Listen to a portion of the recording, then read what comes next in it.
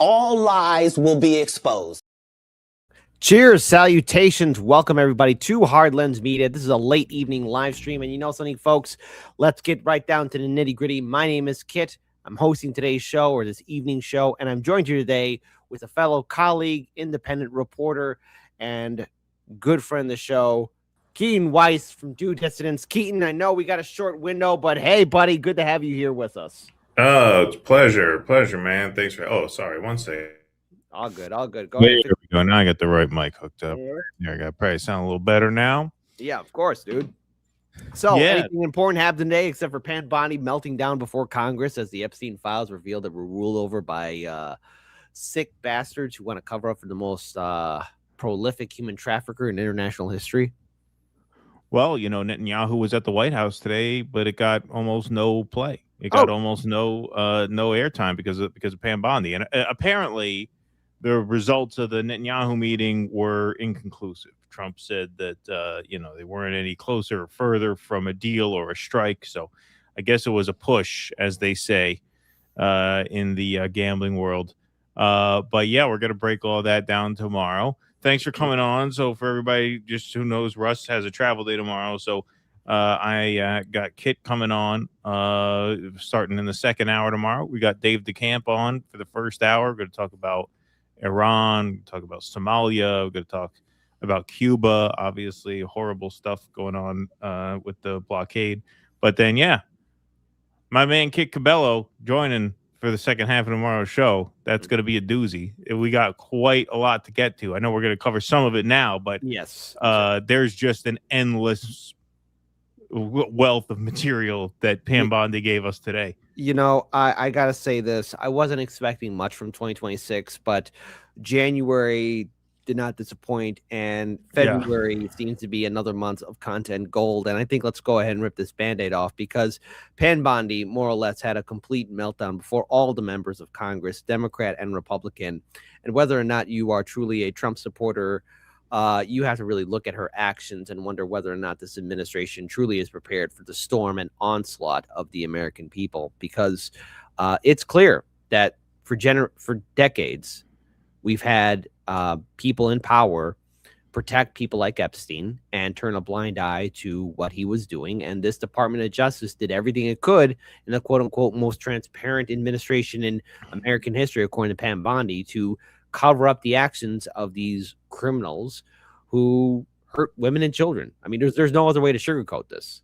No, of course not. It was absolutely extraordinary. I mean, this was not only was this the worst performance at any of this type of hearing that I've ever seen. This was, and I don't really think there's any doubt about this. You know, there's always a risk of like recency bias when you make a claim as big as this, you know, because you forget certain things that happened a long time ago. But I don't think so. I truly believe this was the single worst appearance by any public official in any public forum ever. Yeah, because of how sustained it was. I mean, it was hour after hour after hour of the most embarrassing shit. They would come at her with all this evidence, and she would hold up a picture of a criminal in their district. You know, this guy is a murderer, and you don't want to talk about him. Like, it was the most petulant, childish, ridiculous, horrifically amoral display, sustained, like I said, hour after hour after hour. It's not like it's not like somebody goes up there and has a bad debate performance for 90 minutes. This was like 5 hours of just non-stop embarrassment. I've never seen anything like it. I actually had a difficult time preparing for this evening's stream because, you know, unfortunately, you know, I had to take care of some work earlier this morning, but maybe that was a godsend. But when I had some free time to really break down Pam Bondi's entire hearing, I'm wondering how do we break this off in the segments? And I'm even wondering how we're going to deal with the aftermath tomorrow on your show. Oh, I have a ton of stuff, man. Like, and I think it's a treasure trove of stuff in which we can call out Trump and his administration, but overall, just how I think if the American people were truly in tune, because there's probably a lot of people who are overwhelmed by this or don't even know, if people knew just how bad it all is, everyone would be screaming bloody murder. I mean, right now, the entire political system should be thankful that a lot of people are disengaged with politics, but it's only a matter of time before more people get engaged and see the behavior of this administration and know what was done from previous administrations and the amount of how much they covered all of this criminal, illegal behavior.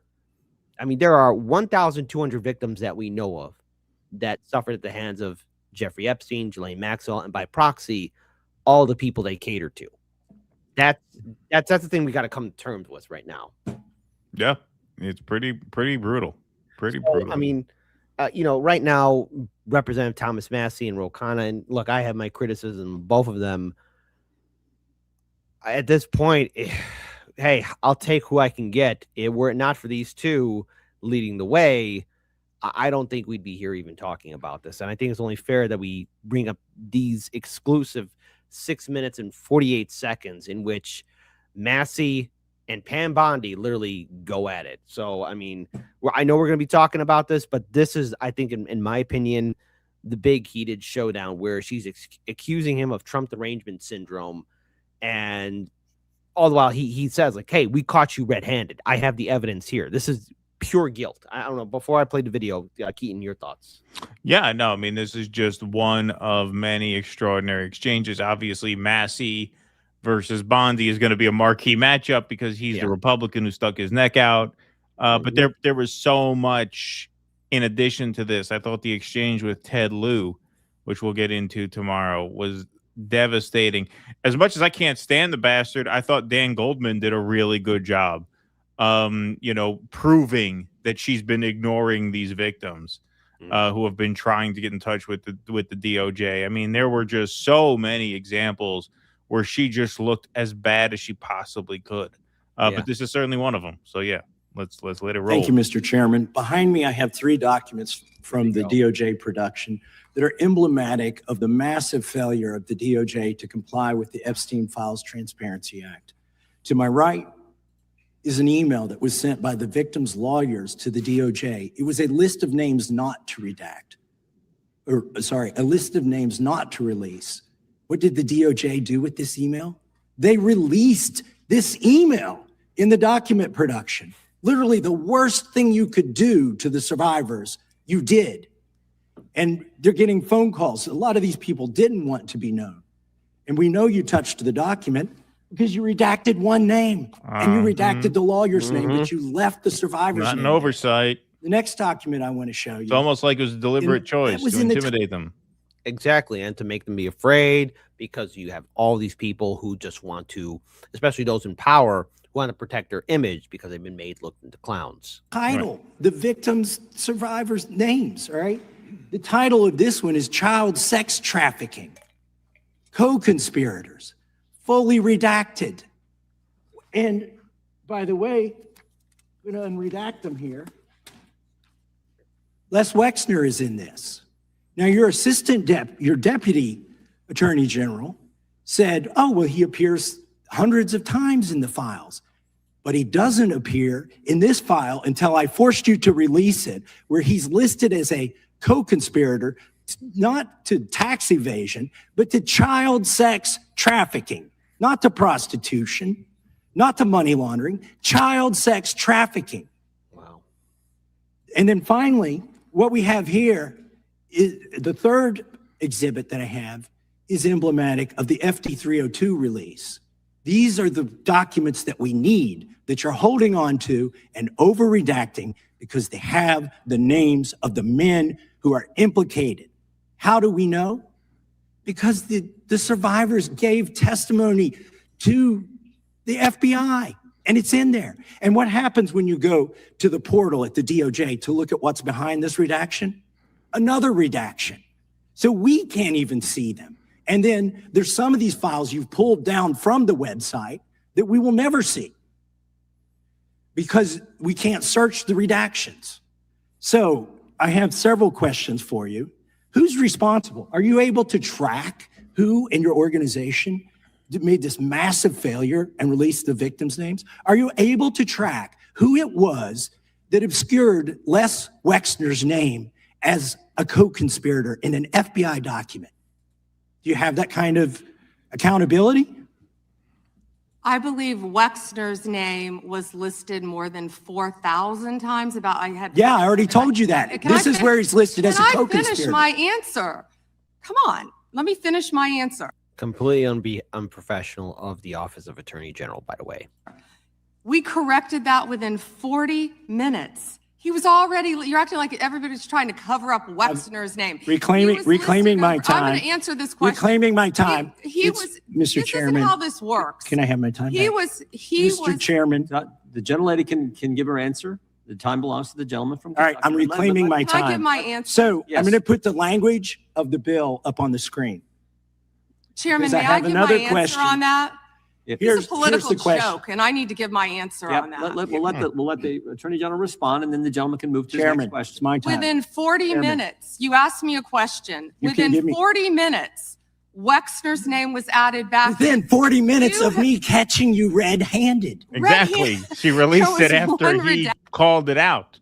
Exactly. And also another thing here too, folks, this is just only just scratching the surface of her unprofessional behavior as she's lashing out before Congress. Remember, Her, Cash Patel, Dan Bongino, and a whole bunch of other fantastic people already gave testimonies before Congress, which one can argue, dare I say it, in my opinion, it could be argued that they lied under oath in regards towards what they knew, saw in regards to the Epstein files. Who could forget in January last year of 2025 when you had a whole bunch of Republican influencers jumping up for joy with Epstein files that we already had and knew, but yet Pam Bondi said that there were tons of stuff on her desk, but then somehow magically they disappeared. Fantastic. Action Where out of he's over listed as a co-conspirator. 4,700, Okay. and we invited you Show the in. video. This Show guy the- has Trump Gentlemen. derangement syndrome. He needs Show to the get, you're a video. failed politician. Gentlemen, You need to I'm get I on want you to things watch the that video. matter. Mr. Chairman, please restore his Time. time and remind the witness of the rules Himself, there here. is Time. no credible information. This is like None. me and Michael Tracy here. There were. I would bring the case By the way, how is Michael Tracy doing? yesterday that he trafficked to.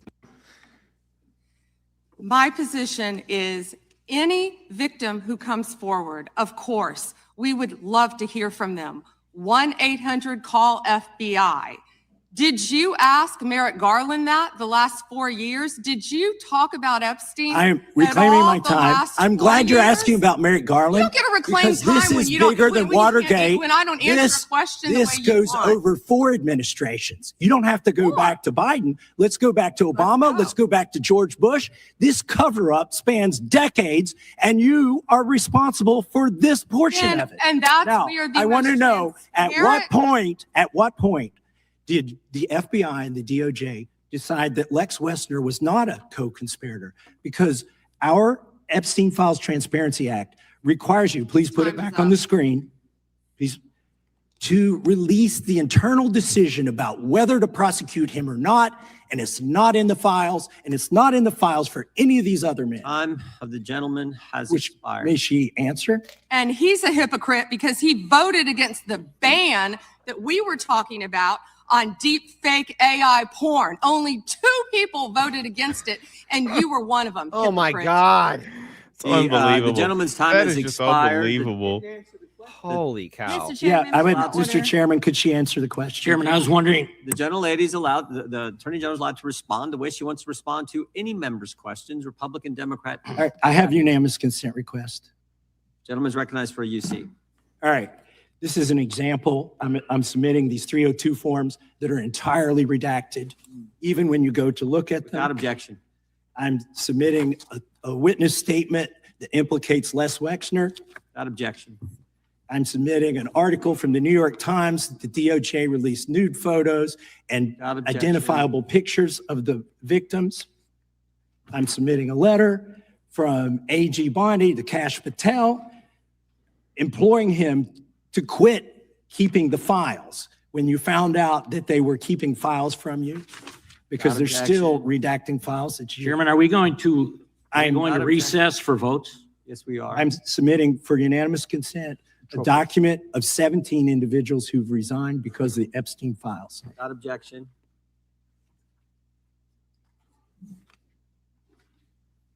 And that's our Attorney General, ladies and gentlemen. All the while she's calling Thomas Massie, however which way you might want to feel about him, Thomas Massie, a failed politician, someone suffering from Trump derangement syndrome. These are the actions and failings of a person who's perhaps in over her head. You know, I'm just reminded of that scene from, The Big Lebowski. You're out of your element, Donnie. And so I think Pam Bondi basically fits that profile, that she's out of her element in regards towards justice towards the victims, where she would not even look back at the very people who suffered the hands of Ghislaine Maxwell and Jeffrey Epstein. Well, this is the problem with fascists, is that they're stupid. And they can only get stupid people with no reputation to maintain to come work for them. Like a serious person is not going to be Donald Trump's AG because it's just too debasing and frankly too risky from a legal standpoint. I mean, Trump is going to have to pardon all of these people on the way out if they're going to avoid jail time for this. The whole cabinet is going to need pardons by the end of this thing. But because of that, they're also very hard to fire because, you know, your pickings are very slim.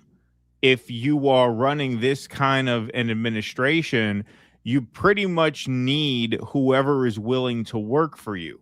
And whoever is willing to work for you is, bottom of the barrel scum like Pam Bondi, Kash Patel, et al. So it creates a compounding problem because, yeah, they're terrible, but at the same time, you can't really fire them because who are you going to replace them with? Like, you're not going to find any competent people to do the job if you get rid of them. In a normal administration, anything resembling a normal administration, Bondi and Kash Patel would have been gone the day after they sent that memo back in July of last year saying that this case was closed. Any administration that was confident in its ability to find good people and maintain a good cabinet would have gotten rid of them. They would have said, there is no way, you can't be here, you're fired, you can't send a memo like that, it's too damaging, it's going to create worlds of problems years down the road, as we know it now is, and that would have been that. The reason they can't do that is because a fish rots from the head down. When you run an administration like this, you're very limited in terms of your options as far as who is willing to work for you. That's why these people have stuck around as long as they have. So far, Dan Bongino is the only guy to quit. We'll see if Lutnick can weather the storm. We'll see if Bondi can weather the storm. We are only in the beginning of this. This is not going to go away. I doubt they will stick around the entire term. I doubt Donald Trump is going to stick around the entire term. I think they're going to find it necessary to force him to resign. He's sick or something, whatever. They'll make something up. Because this whole thing is not sustainable. It's not politically survivable. It's too damaging. Obviously, we're in February, and look at this. I would even go further and say at this point, so many people are going to be put on the chopping block. But in regards towards Trump and his administration, if you compare this administration to his first one, I mean, he had people, and I'm going to say this as a grain of salt, that maybe had some form of integrity that would have to step down or at least challenged him. But this is Donald Trump we're talking about. He doesn't like people to challenge him. He is a person that does not like to hear the word no. He wants yes men. And so that goes for everyone that's part of his administration, including Tulsi and RFK Jr., who are now stuck with him. And I think at this point, controversial statement, Dan Bongino might have been the smartest one in the group and realized, oh, this ship might sink and I need to get out of here. Yeah, no, that's totally true. That's totally true. But if you look, there is a contrast with the first term where he cycled through a lot of personnel. Like he had Jeff Sessions, and then he got another AG, right? And then he had Bill Barr. Didn't he have like 3 AGs? There was Bill Barr the second, and then there was a third one, like right on the way out the door.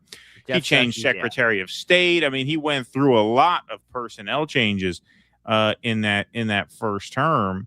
And I think that was because as erratic as he is as a person and as difficult as he must be to work with, that first term was basically Mitt Romney with mean tweets. Like, it wasn't anything like this. It wasn't like a total freak show the way this second term is. And when you run a freak show, there are very few people who are willing to join a freak show. And so that means you're kind of stuck with who you have. But no, Bondi is as awful as it gets. I mean, it's funny because we remember back when after he won the election, he floated Matt Gaetz for AG. I can't imagine Matt Gaetz in this role. I can't imagine him doing this. That's why they didn't let Gaetz in.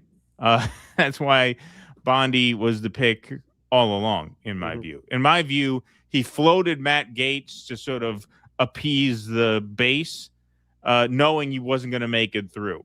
But he would at least get political credit for telling the MAGA diehards, see, look, I tried to get our guy in. They wouldn't vote him through. So now it's going to be Pam Bondi. Option B. But this is the same Pam Bondi who also had the audacity to say this before Congress. The Dow right now is over. The Dow is over $50,000. I don't know why you're laughing. You're a great stock trader, as I hear, Raskin. It's unbelievable. The Dow is over 50,000 right now. The S&P at almost 7,000. And the NASDAQ smashing records. Americans' 401ks and retirement savings are booming. That's what we should be talking about. We should be talking about making Americans safe. we should be talking about. What does a Dow have to do with anything? That's what they just asked. Are you kidding? Mr. Jordan, Mr. Jordan. What does the Dow have to do with your job? That's what makes that so insane. Like, she was deflecting all day, and her standard deflection was, you know, you don't want to talk about whatever the Ukrainian woman was who got killed on the bus. You know, she brought that up to one of the Congress people. She brought up, you know, some street criminals to some of the New York politicians. Like, okay, at least if you're going to deflect using the, well, you won't prosecute real criminals, instead you're going down the Epstein rabbit hole. At least, like, real criminals is like her department. What the fuck does the Dow have to do with your job as Attorney General? That's not even your department. At that point, you are just nakedly doing political propaganda for Donald Trump in a way that does not even relate to your role at all. I think at this point, the whole idea of bringing up the Dow Jones was for the fact of, oh, well, look, listen, the guys who did these crimes in the Epstein files, they're rich billionaires. So if we're nice to them, they might trickle down to us. So there Right, you go. exactly. I mean, that's the only It could thing. be. I mean, it could be. It could be trickle down wealth, which is, again, the trickle down isn't anything else but the blood and the and the pain and suffering that these people, especially less Adrenochrome. That's the yeah. trickle down. Yeah. There you go. There you go. I mean, at this point, look, side note, controversial statement here. Look, we know that there's reports of Epstein ordering sulfuric acid. Oh, yeah. There's been talk about bodies maybe being buried and people dying. I'll say this. Please check if Epstein or any of his friends or proxies own pig farms, okay? I don't know if you ever saw the movie Snatch. Did you ever see the movie Snatch? Yes, I did see Snatch. Yeah, Yeah, and there's a scene in there with the British mobster saying, never piss off anyone who owns a pig farm. Be kind to a pig farmer. Never make a pig farmer angry. Because I got to tell you, with the amount of victims and with the amount of at least statements of people dying, especially women and children dying, at least, where are the bodies at? Where are they at? Because we're only scratching the surface here. And at least allegedly, as it stands right now, there's additional 3 million files that have not been released still that we're waiting on. And here's more from the Attorney General, Pam Bondi, as she continues to have her meltdown. Didn't see one tweet, not one. I didn't see one tweet when Joe Biden was in office about Bill Clinton. Didn't ask Merrick Garland anything about Epstein, not once when he was. Weak sauce. And also, I want the record to reflect that, you know, with this anti-Semitic culture right now, she voted against a resolution contempt. Look, Keaton, I don't know, controversial statement here. Is any of this anti-Semitic here? I mean, I don't know. As a residential expert, can you add in your 2 cents here? Because I don't see how this is anti-Semitic. Well, Dan Bongino said a similar thing. He said there's a lot of anti-Semitism about the Epstein case. I mean, look, it's not people's fault that, like, most of the names in here, you know, lots of Wexners, lots of Epsteins, you know, not too many O'Reillys in the Epstein files, unfortunately. It pains me to say it. Really Controversial statement. I wish it were different, but, you know, that's just the way the cookie crumbles. No, absolutely extraordinary. Now, what was that a reference to? The anti-Semitic culture? This was to the Vermont woman, right? Yes. And in regards towards, I guess, maybe questioning, I don't know, her previous votes on Israel or what's happening in Gaza, the genocide in Gaza. I mean, you know, look, Epstein was very close to a lot of people and a lot of governments. And, you know, I'm going to say that the Epstein files are not anti-Semitic. I would say that the Epstein files reveal that there is an overall massive coverage of human trafficking that was protected by Hollywood elite, finance wizards, politicians. So I think it's everybody. It's all inclusive. So it's the latte drinking liberals' biggest dream. So sort of like what Jimmy Dore would joke about. If the Democrats were around during the Civil War, they'd be proud to have their first black transgender Confederate slave owner. So there you go. I mean, exactly. So the Epstein files are all inclusive because everybody's in it. Condemning. Oh, He is Jewish. Jewish. I just want to be clear. Oh, Do you want to go there, she Attorney didn't General? vote. Or do you want to go there?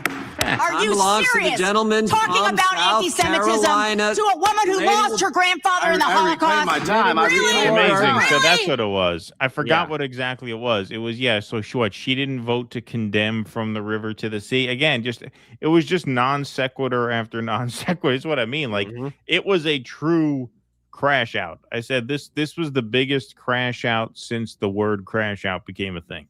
And it was No a doubt full, about it. And it was a full-on meltdown. So look, I know that there's a lot more because I have pages of notes to break this down, especially on your show for tomorrow. I know I'm going to be on your program for tomorrow, so I want to give you the final notes on this, especially in regards for her toe-to-toe slug match with Thomas Massie, and pretty much overall her demeanor throughout this entire 5-hour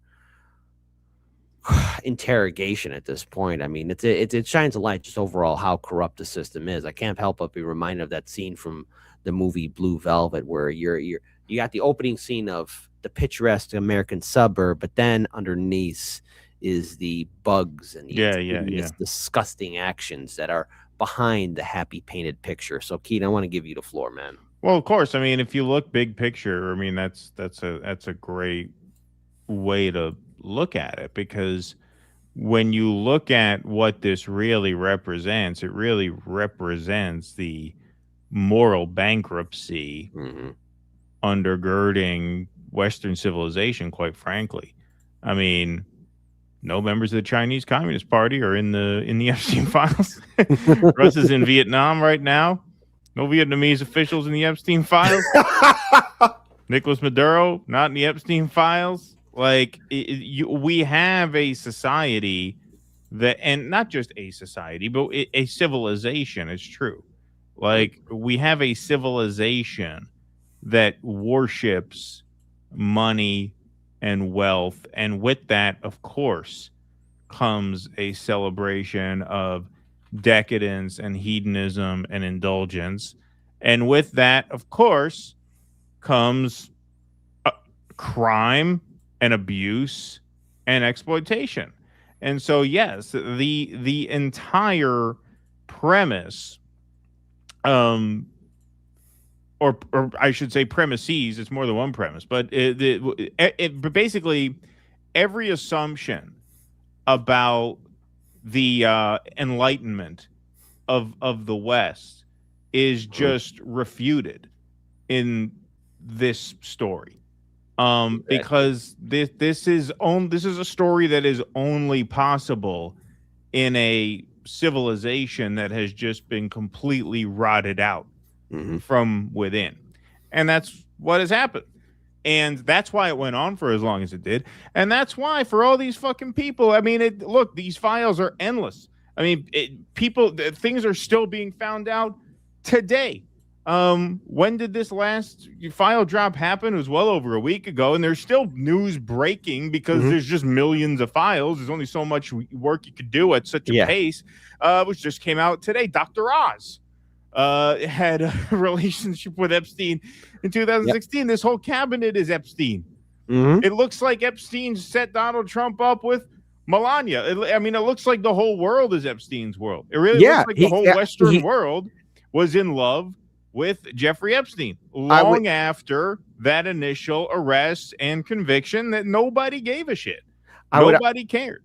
I would also go on and say that, like, look, with the amount of connections Epstein had, you know, this joke goes around the internet, but maybe he was the main character of the series called This Planet Earth. I mean, at this point, with the amount of people he knew from video games, entertainment, everything, I mean, everyone wanted to be a part of him. Even one of my heroes, you know, I don't know if you noticed about, I don't think I've ever told this about you, but about me, but, you know, I was interested in paleontology. I wanted to study dinosaurs. And one of my heroes, Jack Horner, who was the, you know, advisor to Steven Spielberg for the movie Jurassic Park, is in the Epstein files.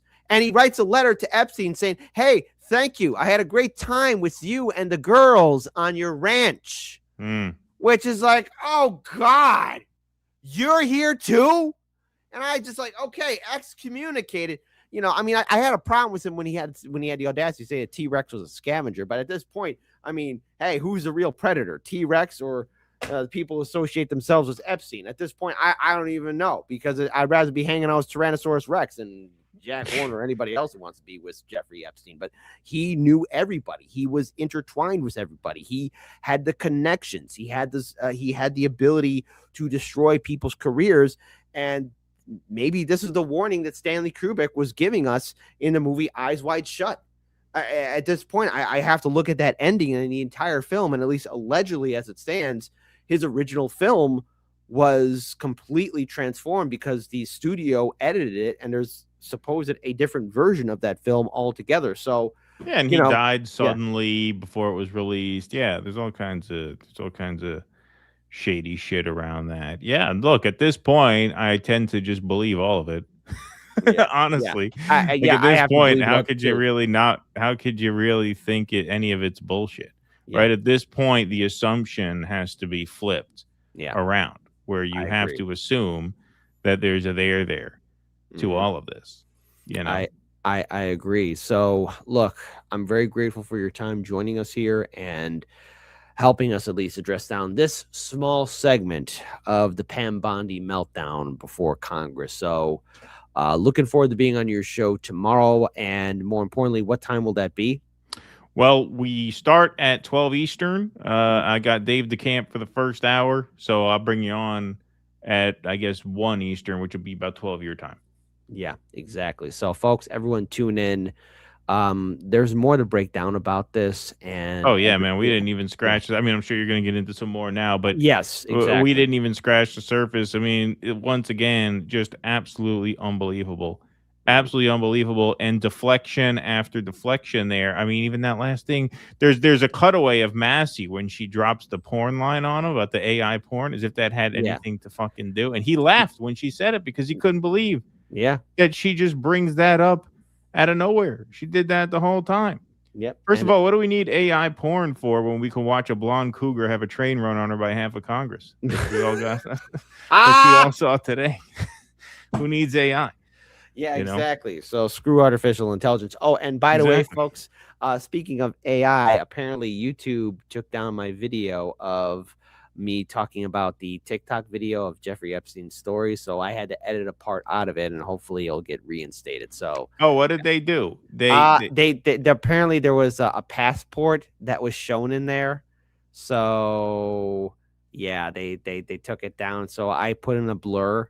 So hopefully, but they didn't give you like a problem. They didn't give you like a strike or anything. No. So yeah, so right now they're going to review it and say, hopefully it'll be back up there for their standards. So you gotta love. Right. So now we got to tiptoe around all this stuff here. By the way, YouTube, listen, that's light stuff in regards to everything else that's the Epstein files. There's still 3 million other files that haven't been released. So, Keen, I'm looking forward to being on your show tomorrow, and tune in, everybody, because the meltdown is only continuing on. So I'm very grateful for your time, Keaton, man.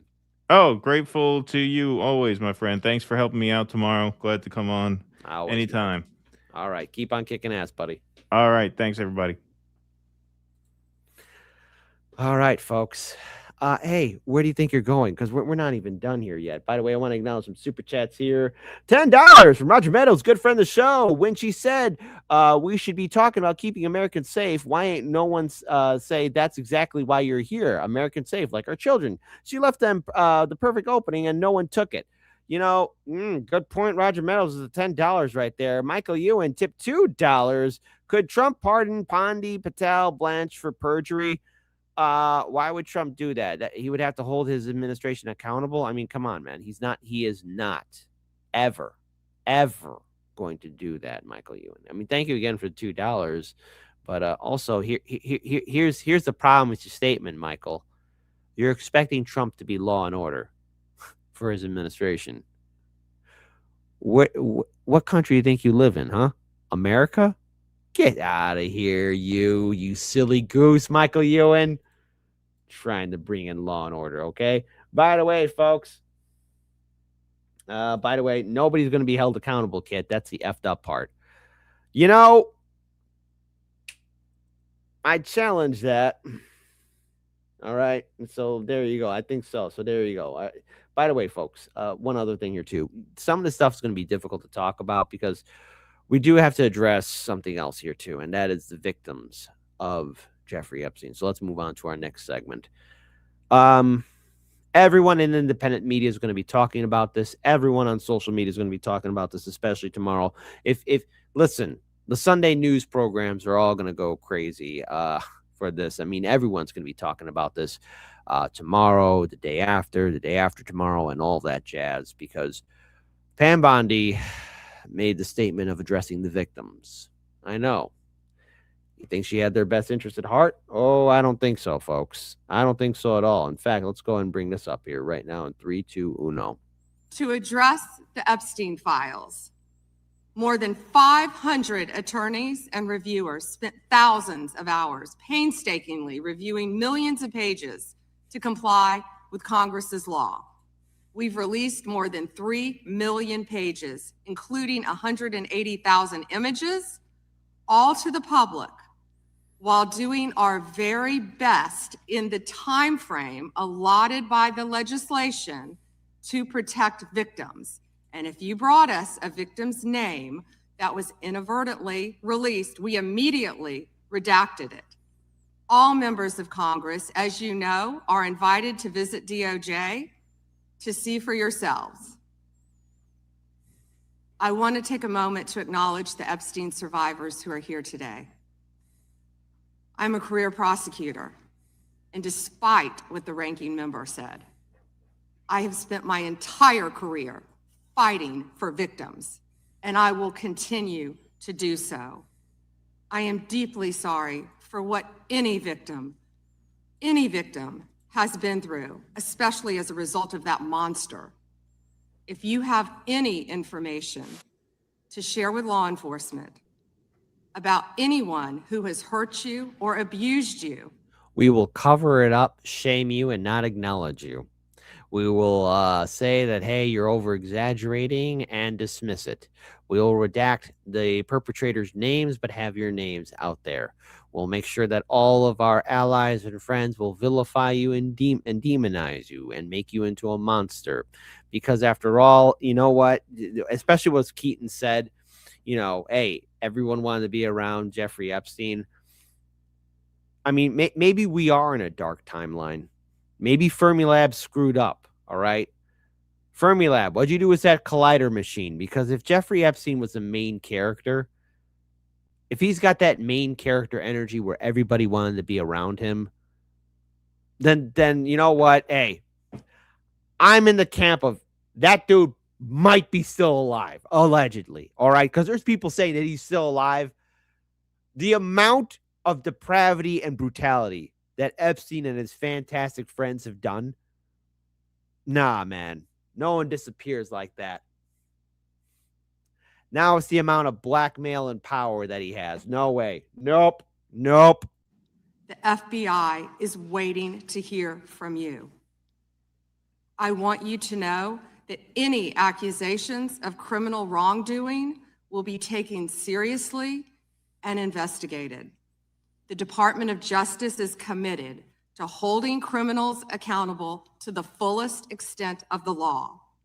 In 2025, the FBI arrested over 1,700 child predators, a 10% increase from 2024. We also located 2,700 victims of child exploitation and shut down 3.8 million dark web pedophile accounts. 3.8 million. So please, if you have information to share that needs to be investigated, contact the FBI. Oh, Colorado People's News. How apropos. Turn around and face them, Pam. Now, hey, let's have democracy in the chat. One of the members of Congress asked Pam Bondi, will you turn around and face the victims?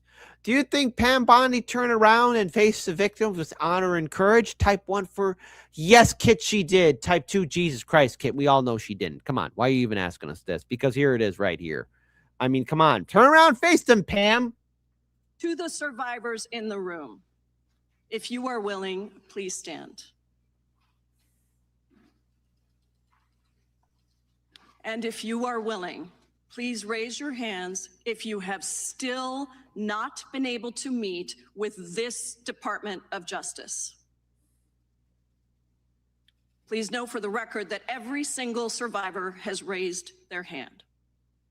Attorney General Bondi, you apologized to the survivors in your opening statement for what they went through at the hands of Jeffrey Epstein. Will you turn to them now and apologize for what your Department of Justice has put them through with the absolutely unacceptable release of the Epstein files and their information.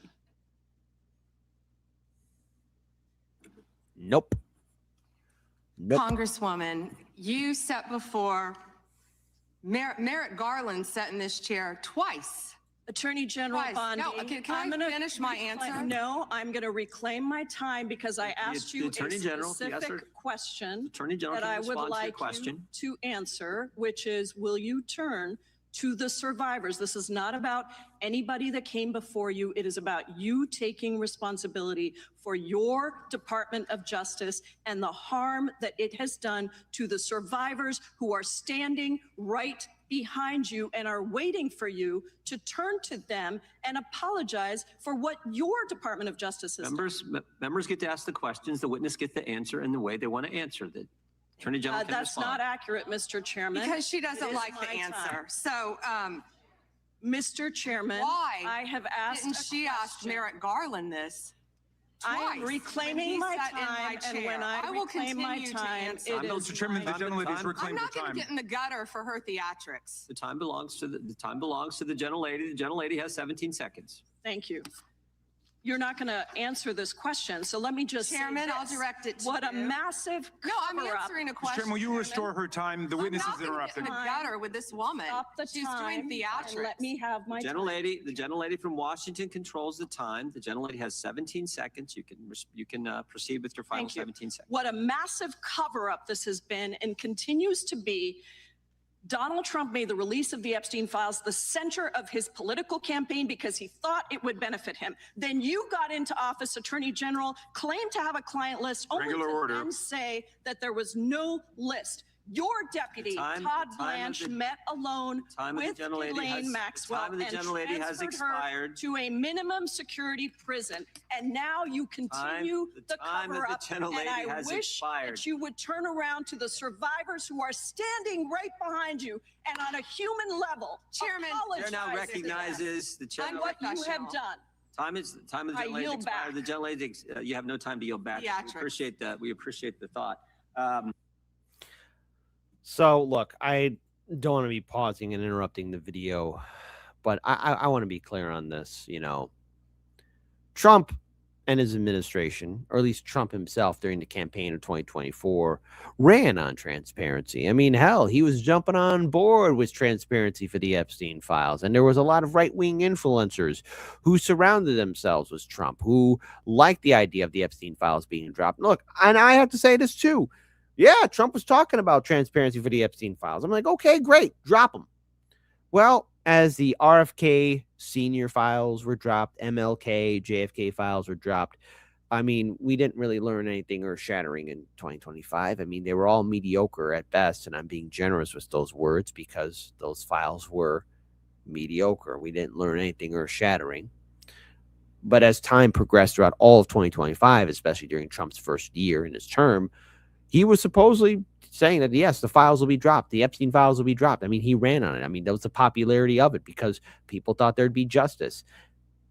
Since Jeffrey Epstein was becoming more well-known since the aftermath of his quote-unquote death in 2019, I'll go on here to say this, people wanted to know just, well, who was he and how connected he was? And it's everyone.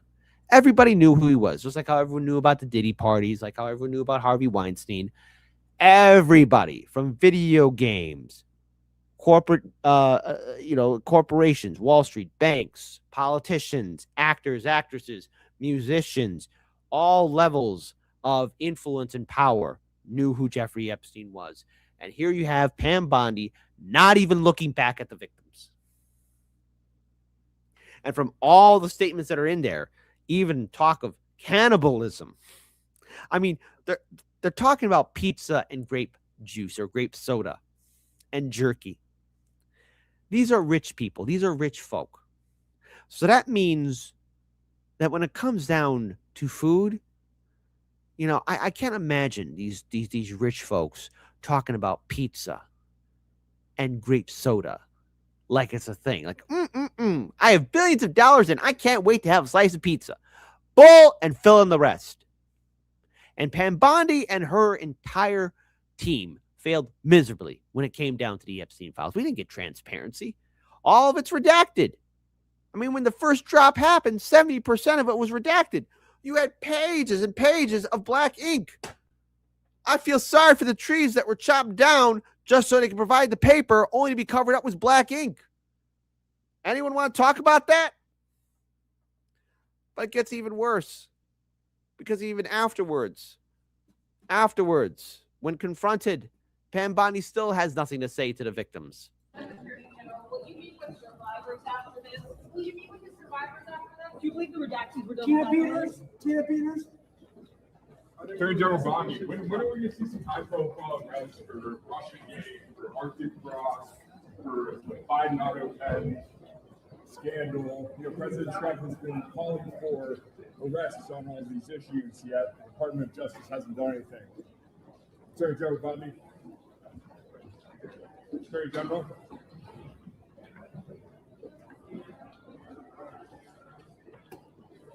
Attorney General Bondi, what do you think of the Virginia governor rescinding cooperation with ICE?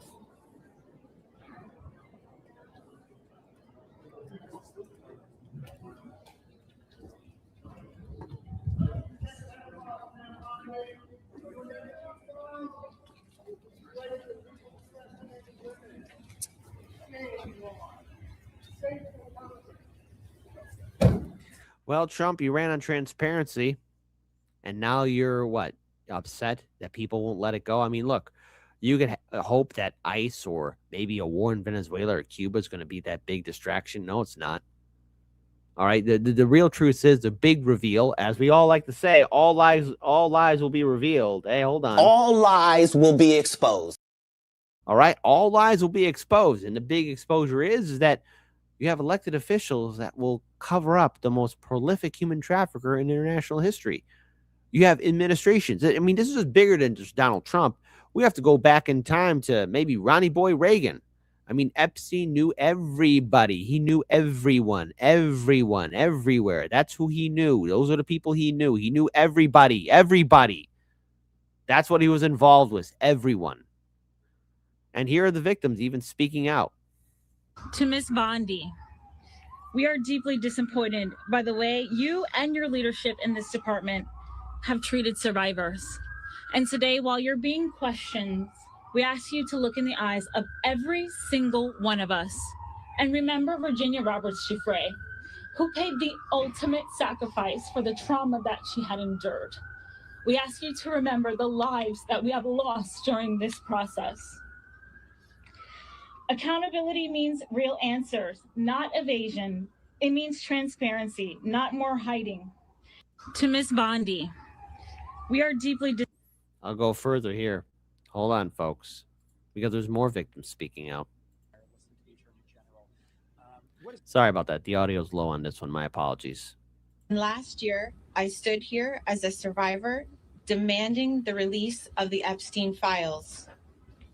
Today, I stand here again as a citizen demanding accountability now that Congress is questioning Pam Bondi of the Department of Justice about the handling of the Epstein Files Transparency Act.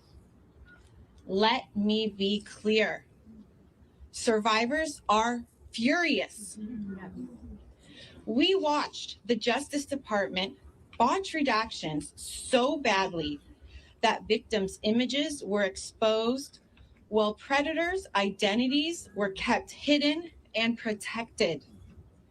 That does not feel like an accident or a clerical error. It feels like betrayal. Last year, I stood here as a survivor. Now, I just also want to address something else here as well. Because as victims are speaking out, I mean, look, it gets worse. It gets a lot worse. Because Pam Bondi, even then, still won't deal with accountability. Like former Prince Andrew, Donald Trump attended various parties with Jeffrey Epstein.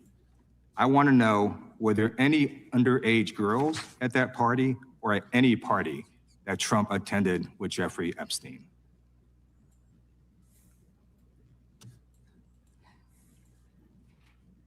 This is so ridiculous, and that they are trying to deflect from all the great things Donald Trump has done. There is no evidence that Donald Trump has committed a crime. Everyone knows that. This has been the most transparent presidency. He's the one that asked that those files I'm reclaiming my time. be I got your released. answer. You said there's no President evidence. Trump asked Mr. Chairman, please I'd stop like the to clock. reclaim my Please stop the the clock. legislation.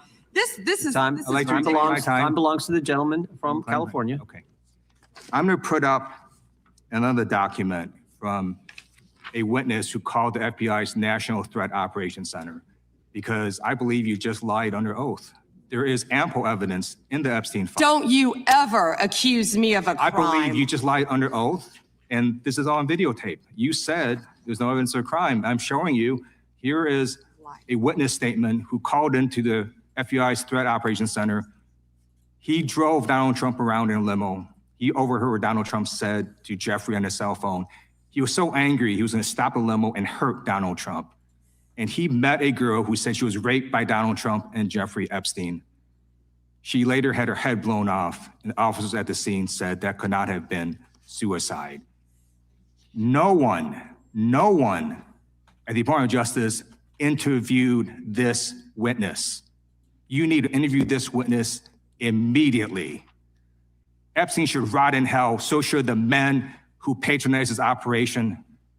And as we sit here today, there are over 1,000 sex trafficking victims, and you have not held a single man accountable. Shame on you. If you had any decency, you would resign right after this hearing concludes. The gentleman has expired. Well, hey, look, and look, don't be fooled here. A lot of politicians are now going to be grandstanding on this. Okay, don't forget there was a long time. I remember 2019 and the years after, how people were dismissing Jeffrey Epstein as a story. Okay, they were saying it was a conspiracy theory. Hey, conspiracy theorists, you were right about everything. Because I even had a conversation with somebody close to me, and I just said to them, you know what? Look, I believe him. I believe that there was a lot of abuse and many forms of level, and I believe that these rich people who associate themselves with Epstein partook in very depraved activities, inhuman activities, not human. I'm going to say that again, not human. You had the victims right there, and she refused to turn around. She refused to turn around and face the victims. All right. Thought Donald Trump actually cared about transparency. Turns out, no, it's all an act. It's all a show. Dare I say it, perhaps maybe assumed all this would blow over and die in the vine. No, the Epstein files could very well be the thing that could shake the foundations of trust in the republic. We all thought Watergate was bad. No, it's the Epstein files. This could be it. Listen, I don't think the United States, in regards for its status of a nation, I mean, all nations do fall. I mean, it's inevitable. Please check out the Fall of Civilization podcast. I mean, all the stories are shockingly familiar, but I don't think we're going to have a Teutoburg forest. No, not what happened to the Roman legions. But I think if anything, these Epstein files are equivalent to the beginning of a Teutoburg-like destruction, and thus begins the long, sad spiral and downfall of the republic. We're not going to have an Aurelian save us. How many of Epstein's co-conspirators have you indicted? How many perpetrators are you even investigating? The answer is none. Hold on. You know what? Better yet.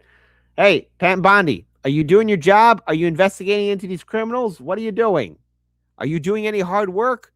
Tell me, what do you think, Pam Bondi? And here's Pam Bondi's response. And here's what I think about it.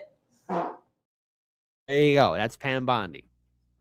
First, you showed it. I find it. How many have you indicted? Excuse me. I'm going to answer the question. Answer my question. No, I'm going to answer the question the way I want to answer the question. No, Your you're going to answer the theatrics are question the way I ridiculous. asked it. Chairman Jordan, I'm not going to get in the gutter with these people, but I'm going to answer the question. How many have you indicted? Again, the time belongs to Reclaiming my time. The time belongs. I think it's very interesting. Reclaiming my time. I think it's very interesting. And you can that reclaim he your talks time. about they Reclaiming my time, indicted. Mr. The Chairman. president said they indicted him twice. Mr. Chairman, please They stop the sure clock did. and stop the he clock and indicted- restore his time. Okay, here we go with these Committee will get in order. theatrics. The time belongs to time the and gentleman yield from back New the clock, York. please. We will give you a few more seconds. We will do that. But when Reclaiming you ask a question, The The witness question gets to was- answer. You may not like the answer, but she Right. gets to The answer. question was, how many of Epstein's... They don't like Que- the answer, Reclaiming Chairman, my time. because it's honest. Reclaiming So my- he asked a Reclaiming my 4-minute question. Restore 45 and seconds, I Mr. am Nadler, going please, to Mr. Chairman. answer. You can let her filibuster all day long, but not on our watch. Reclaiming- Not on our time. No way. And I Reclaiming- told you about that, Attorney General, before you You started. You don't tell me. Yeah, I anything, did tell you because we washed saw up what you did in the loser Senate. Lawyer, not even a lawyer. Committee will be in order. Time and I should get back. Jim. Hey, Jordan. Jordan. Listen. It's not a good look for you, buddy, here, all right?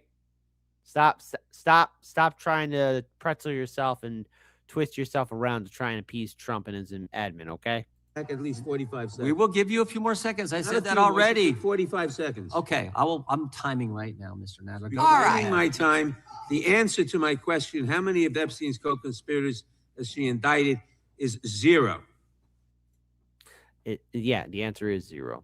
So to all the victims, I mean, pretty much, not only did she refuse to look at you, she had the audacity to apologize, but then not even look at even just a small fraction of the victims. But she's not going after any of the bad guys, but she was quick to go after the Somali fraud. No, not the Johnny Somali. Johnny Somali's got his own problems in South Korea. I'm talking about the Somali fraud in Minnesota. She had plenty of time to go after the Democrat lawmakers in Minnesota.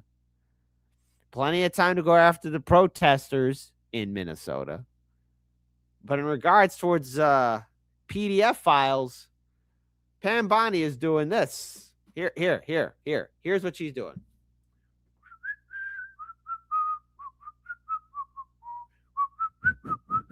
Twiddling your thumbs around. That's it.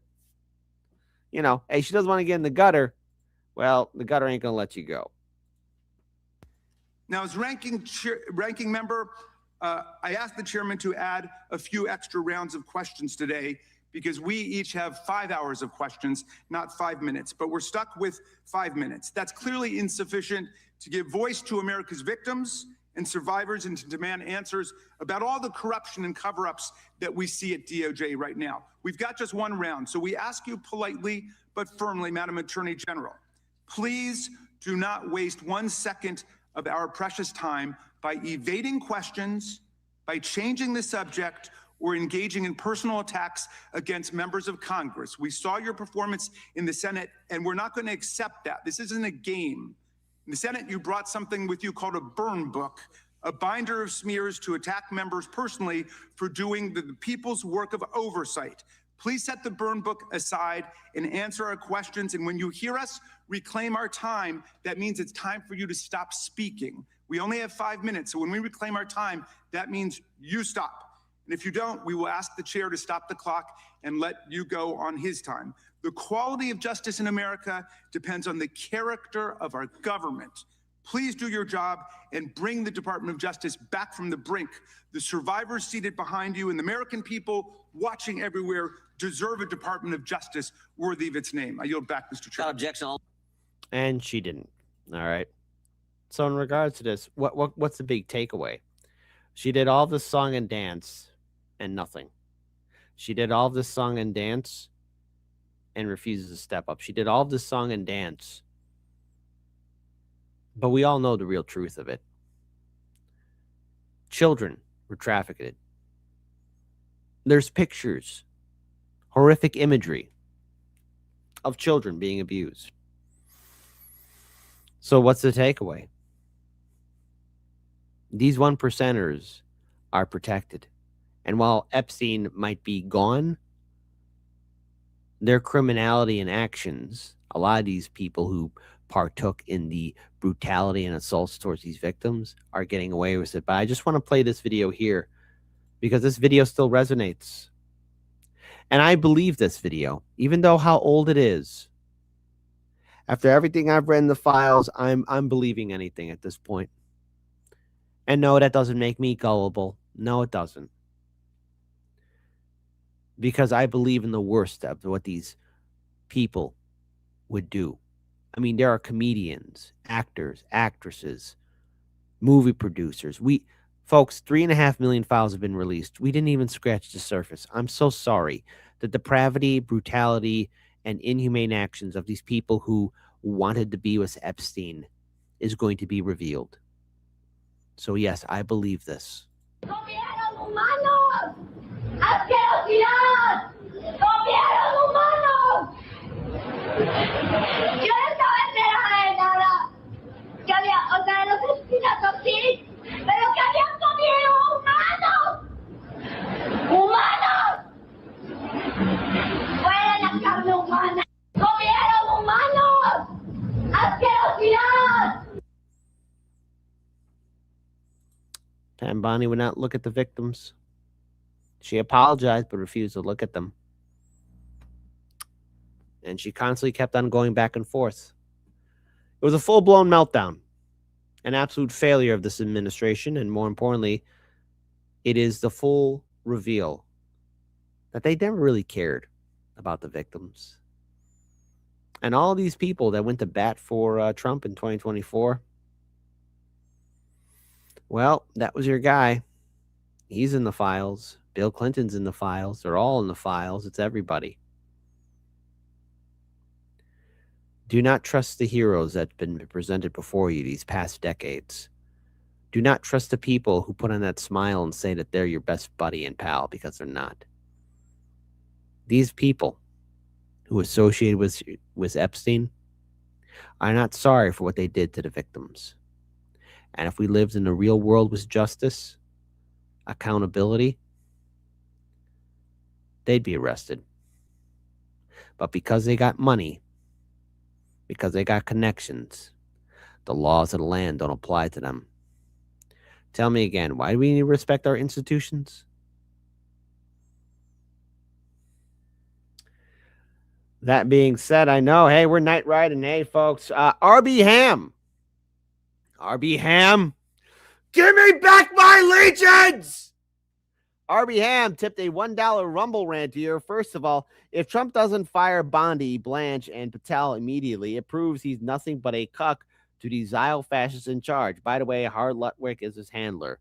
Yeah, I know. Yeah, thank you for the Rumble rant there, my friend. Yes. Yes, indeed. RB Ham, give me back my legions. I want my legions back, RB Ham.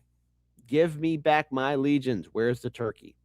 Where's the turkey? I am so upset that YouTube took down that video of the Epstein music. I'm really upset about that.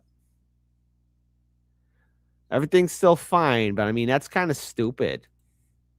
It's really stupid, you know? It's stupid. Okay? Let's see. Hold on. Wait. Hold on. Kit, you could be our Charles Bronson. You could be the new Death Wish. Hey, this ain't over.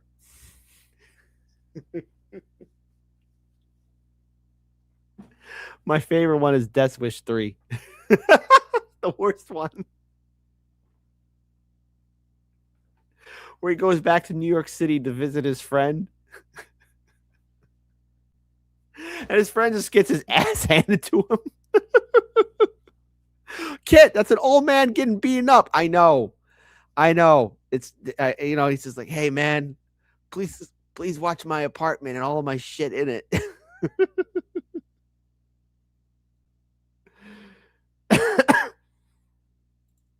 Death Wish 4 is the best. No. They killed the giggler. How could they kill the giggler? They killed the giggler. Shot the guy in the back as he was running away with his camera. Or he said, they're robbing the car and says, hey, what are you doing? We're taking your car. But that's my car. And then the guy laughs like, well, now you're going to die. Bronson pulls out a gun, guns them both down the streets. Kid, how could you laugh at that? It's funny. Okay? Listen, I'm battling with a lot of depression here and there, folks. I'll laugh at what I can laugh at. The first Death Wish is really rough. All right? Jeff Goldblum's in there, and I'm not quoting anything Jeff Goldblum said in that movie. Jesus. Anyways, shout out to my Kick people, shout out to my Rumble people, shout out to my YouTube people. I believe we've looked at all the super chats and everything else. All right. There you go. But now we're going to be moving on to our next segment of the day. Let's get to it. Let's get started with it.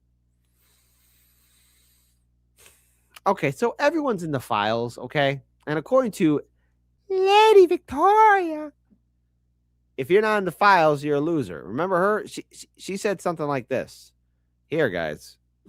Here she is. He knew everybody that was very powerful. So, like, if you were on the scene and you were powerful, like, to be honest, like, if you're not in those files, it would be an insult because it just means that you were a bit of a loser. Right. So the people who aren't in the files are losers. Yes. Okay. Are you in the files? Well, of course I am, because it's any journalist that wrote about it.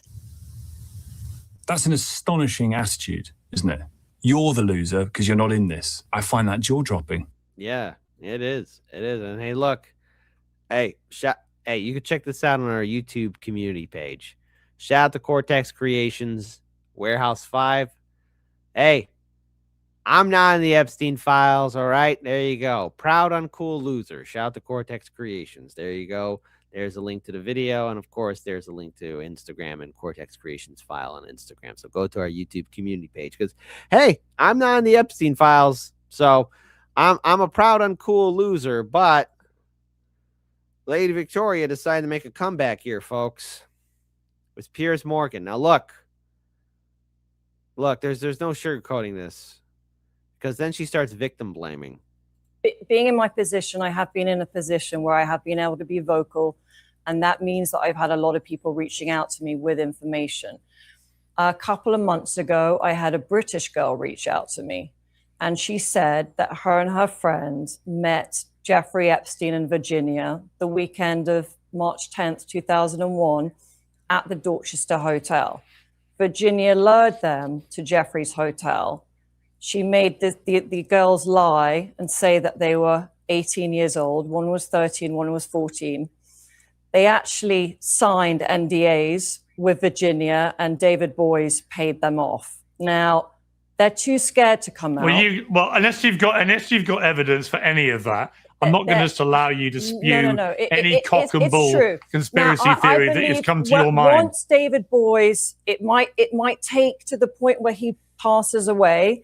And then I feel like the floodgates will open, and all. Well, you know these what? people, David Boys might well sue you. David Boys might well sue you over what you just said. Well, it's a these very girls serious are defamation. in touch with the Metropolitan Police. So what I want to tell you is, I'm very much in touch with the police, literally on WhatsApp, and they know a lot of information that you guys are not privy to. But do you know what, Victoria? With the greatest respect, I think you talk utter shit. All right. And Pierce. Oh, saying Pierce language. I'm sorry. I've known you a long time. I think you've disappeared down a conspiracy rabbit hole that is frankly I've always been right about my conspiracies. You were wrong about COVID and you were wrong about the vaccine.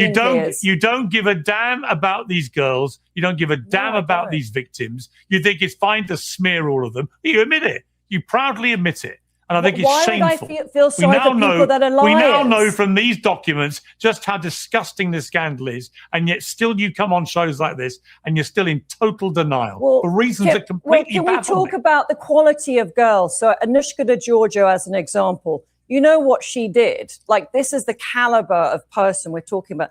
Anushka DeGiorgio. Actually, I'm not going to let you smear them. I'm sorry. I'm not. She was the girl that set up Tom Parker. No, I'm not going to let you do it. Sorry, she cut did it, it. Mike. She did that one story. I'm not letting you do it. I'm not letting you smear these victims anymore. I'm just not going to let you do it.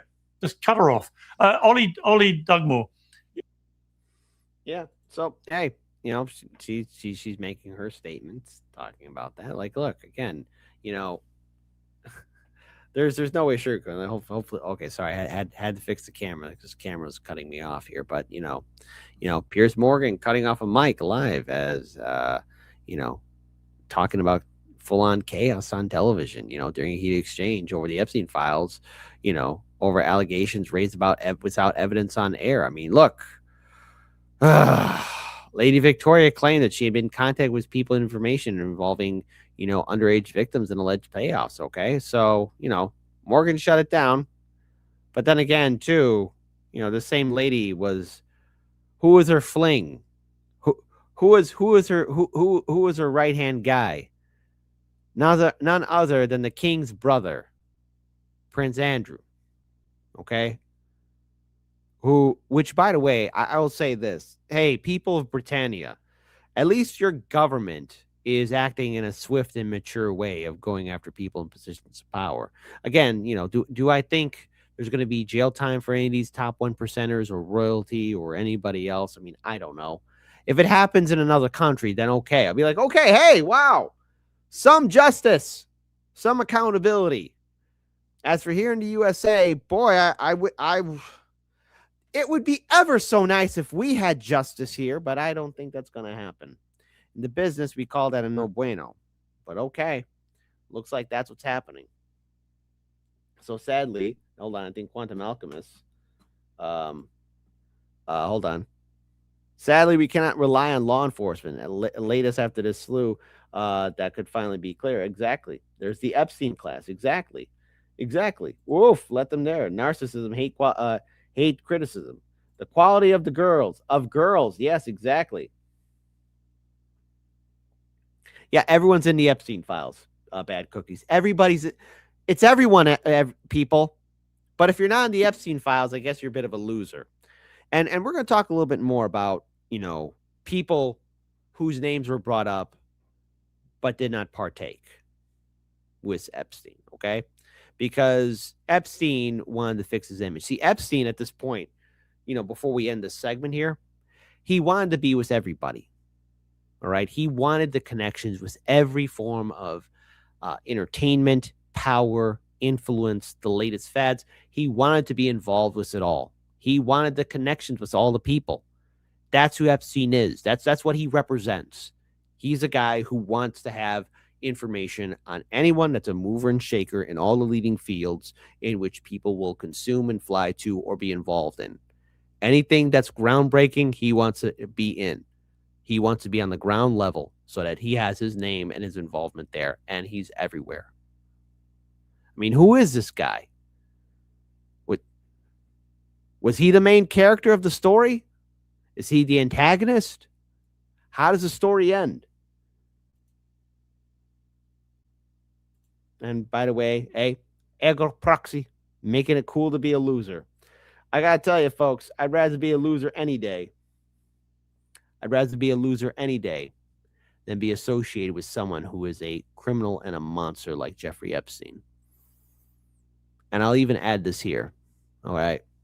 Because you have all these people trying to defend his image or use it at being with him even long after it was revealed that he had, again, legal troubles, legal headaches,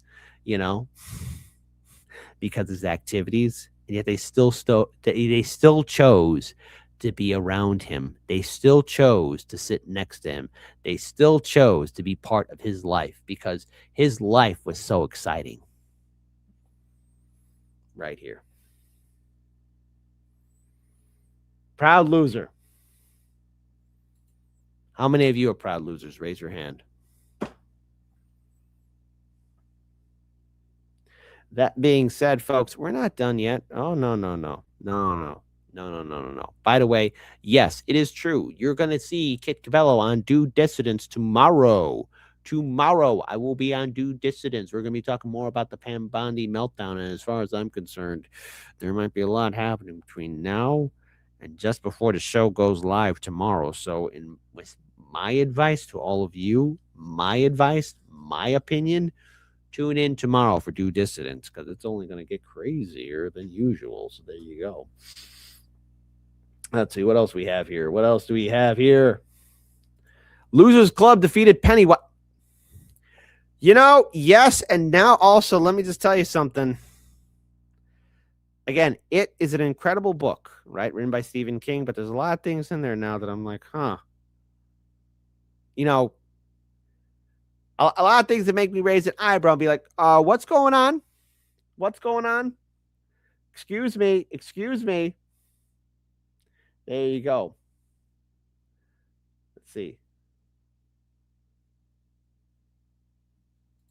I forgot about this movie.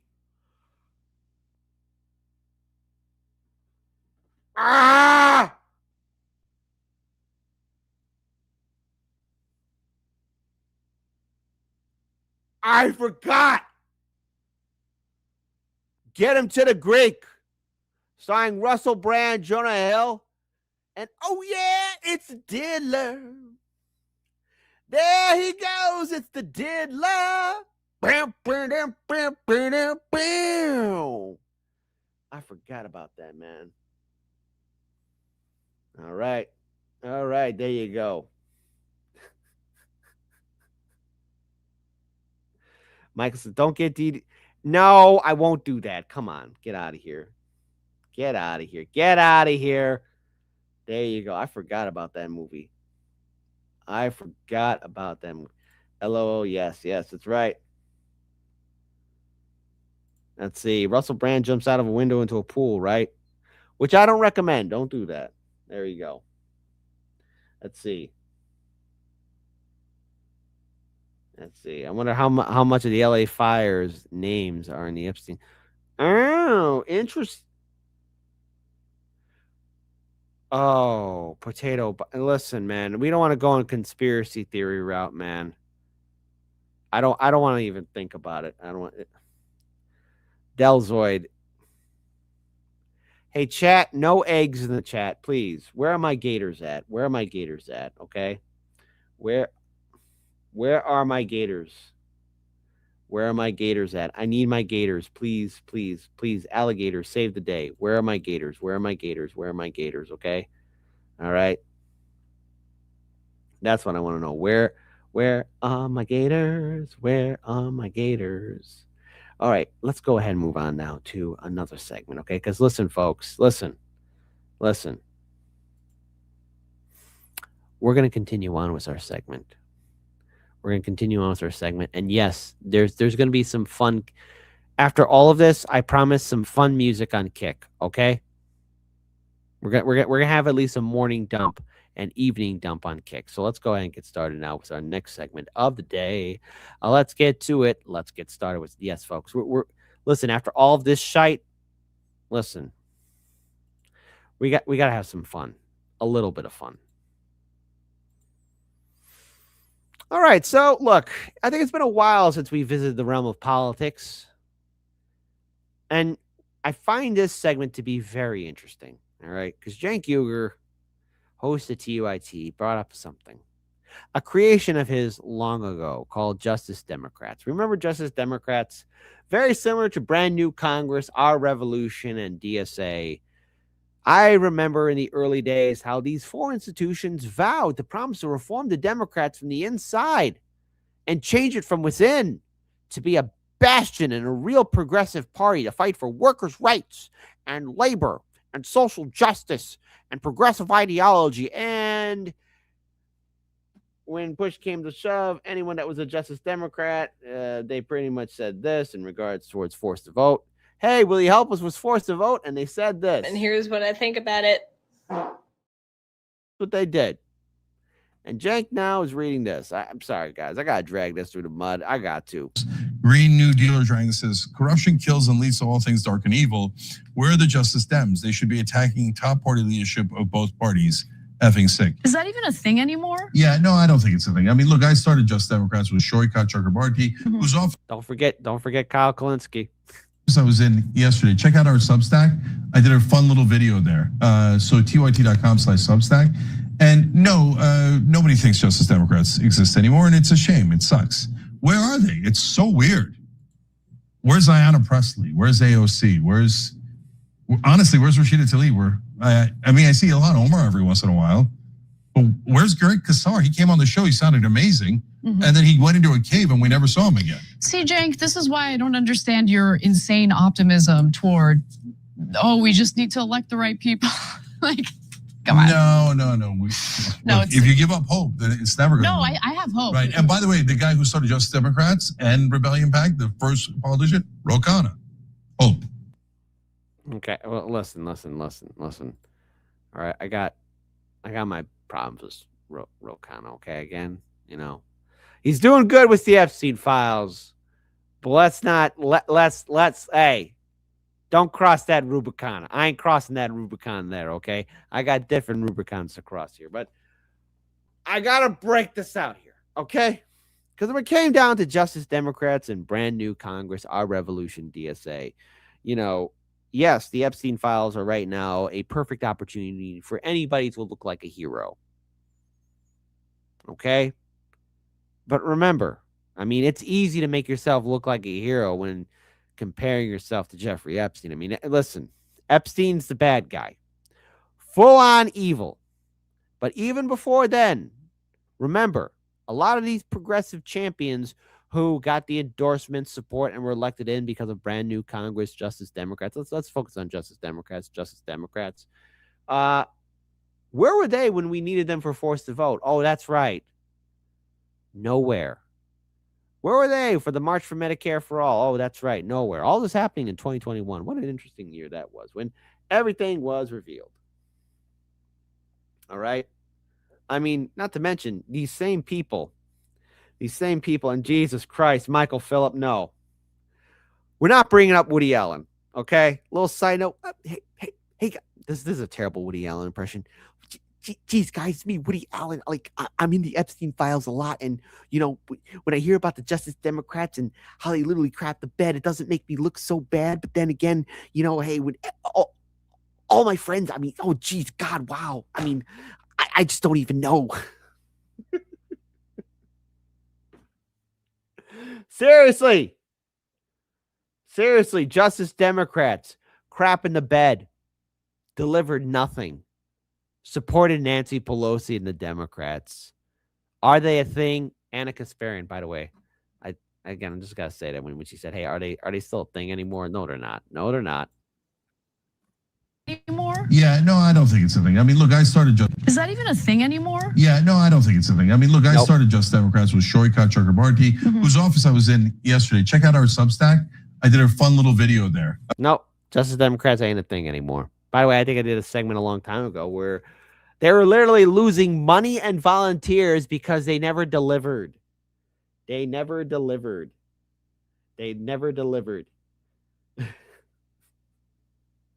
And when people don't deliver, why give them money? When politicians fail us, why should we trust them? And when institutions say they're going to reform a political party and never do it, why should we stick our necks out for them? And yet, remember, too long ago, a few years ago, I remember the witch hunt towards a lot of people who questioned Justice Democrats in brand new Congress, our revolution in DSA. Oh, we were bad guys. What do you mean you're challenging them? Don't you see they got to keep their powder dry? Well, yeah, we got to challenge them. And I understand the whole concept of keeping your powder dry. I get it. I do.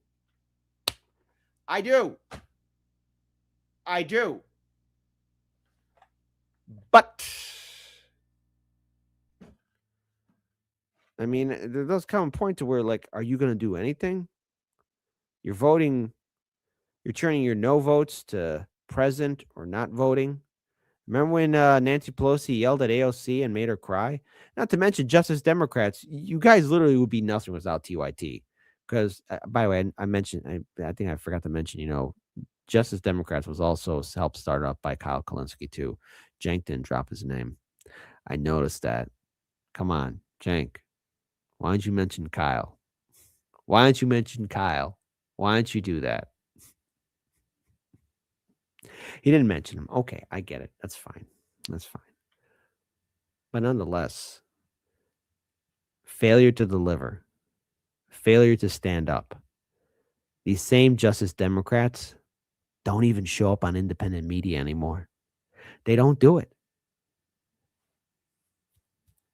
They use you, they disrespect you, but they expect loyalty from you.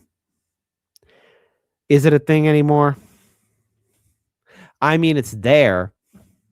Is anyone visiting it? No. It's like a rundown strip club.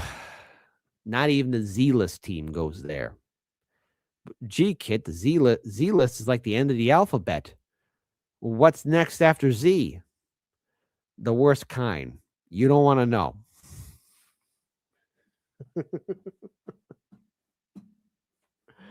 All right, folks. Listen, we're not done here yet.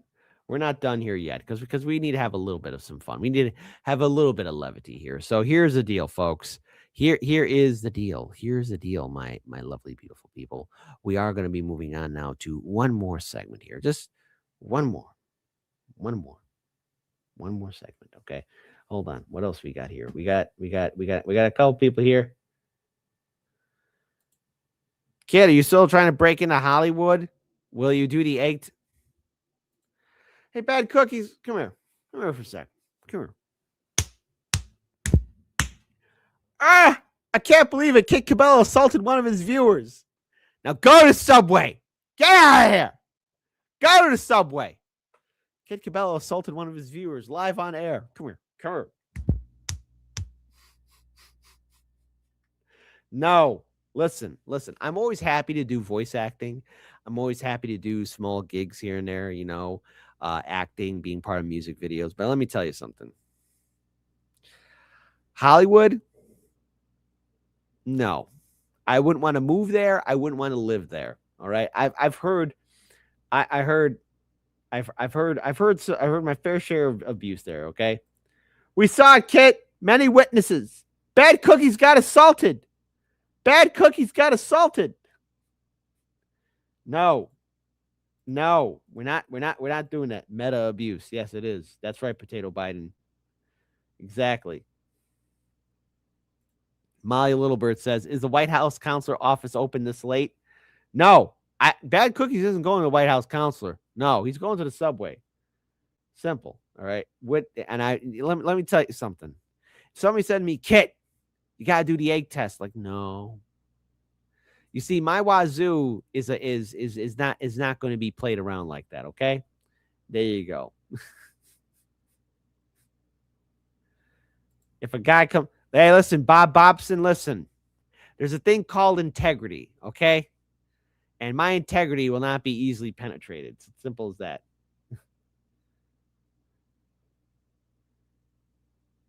Accord Lord, Kid, if I paid you $500, would you do a skit for me? Premise: you're running for president for 2028. It's for a movie. Send me a script, and I'll consider it. Accord Lord. You want me to do a script for 2028 for presidency? I'll do it.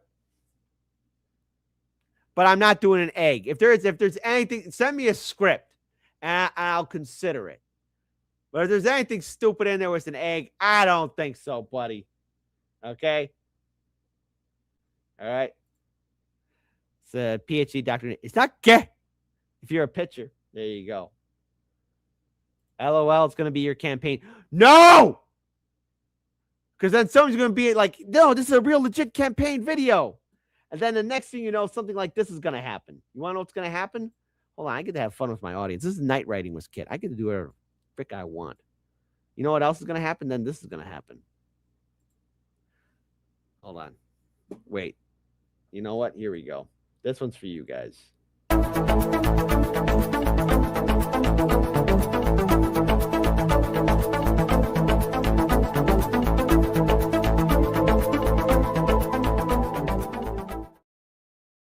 Cheers and salutations. My name is Kit Cabello, and this is my campaign video for 2028. For many years, this country's been going on decline. Now, who am I and why am I telling you that you need to vote for me? It's because I believe in America. I believe in our constitutional republic.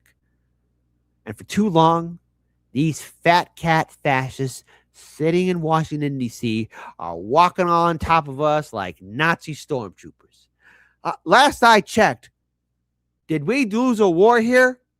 Because I believe we won WW2. And here's how I view things. As the top #1 media sensation on YouTube,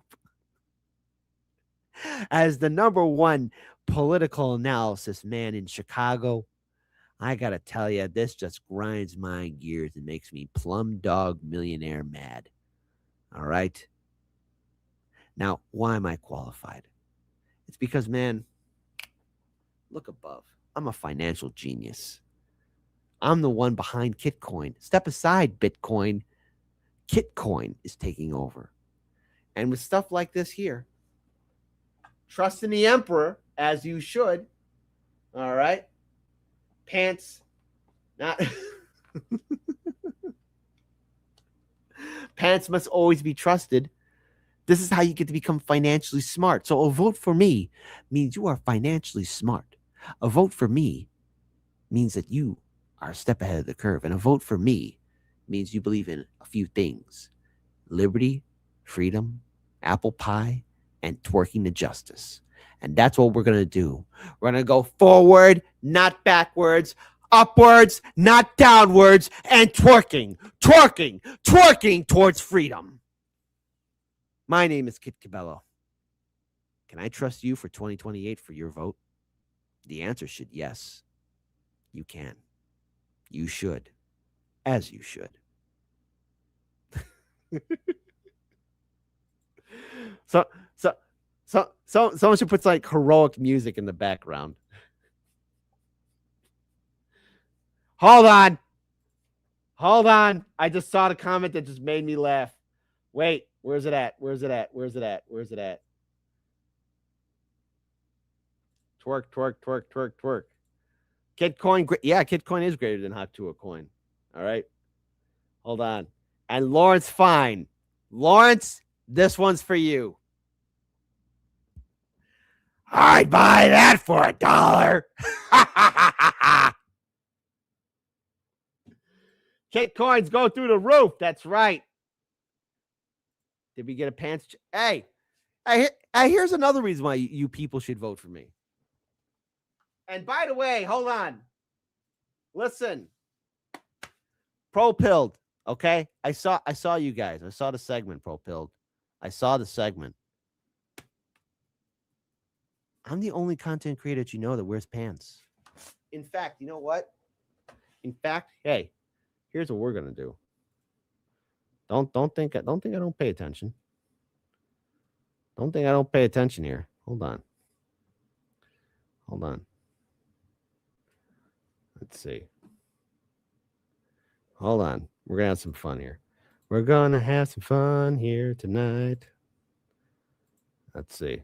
Oops. We're gonna have some fun here. No, I don't want that stupid machine. Hold on.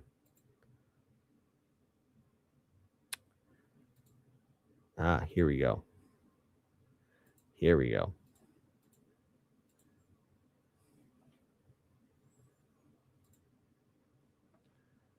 Hold on. Oh, really? No. Let's see if I can put it over here. There we go. Perfect.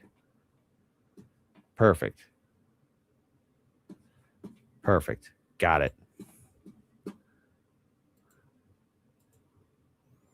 Here we go. Propelled. Saw this.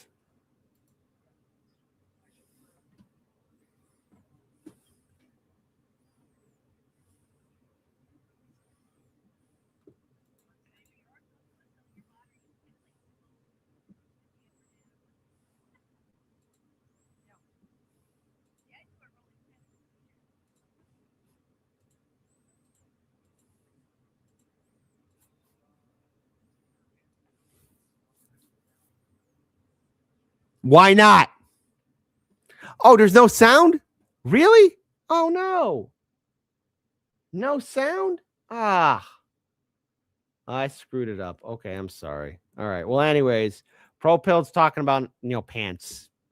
Or at least hardly, I guess my whole idea of pants. I guess I screwed it up. Oh, well. I screwed it up. I don't have time. I don't have time, man. I'm sorry. Sorry, folks. I screwed it up. Can't hear. Sorry about that. Okay. Anyways. No here. I know. Stop it, everybody. I know. I thought I fixed it. I'll have to fix that for maybe Friday's show. I'll have to fix that for all you lovely, beautiful people. All right, but now we move on. We must move on now to our next segment.